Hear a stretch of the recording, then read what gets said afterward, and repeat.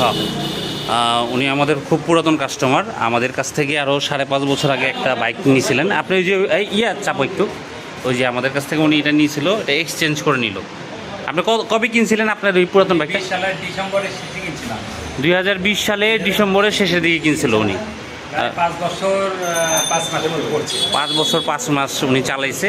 ওটা battery change করতে আসছিলো, তো এখন ভাবতেছে উনি ওটা চেঞ্জ করে নতুন নিবে, যার কারণে আমাদের কাছ থেকে উনি এক্সচেঞ্জ করে ওইটাও নিবে, ওটাও আর কি সার্ভিসিংও নিবে।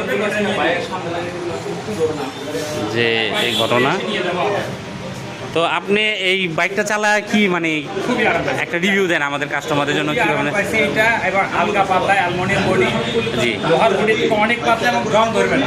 জি, আর চালিয়েও আরাম, মানে রাস্তায় যে কোনো রাস্তায় চালানো যায় সহজে। যে কোনো রাস্তায় চালানো। উনি আমাদের পুরাতন কাস্টমার, আমাদের যখন ফারান সাইকেল ছিল তখন থেকে উনি নিছে, তো এখন উনি আসছে গোবিন্দগঞ্জ গাইবান্ধা, না গোবিন্দগঞ্জ গাইবান্ধা থেকে আসছে। এটা ইনশাল্লাহ চলে যাবে এখানে।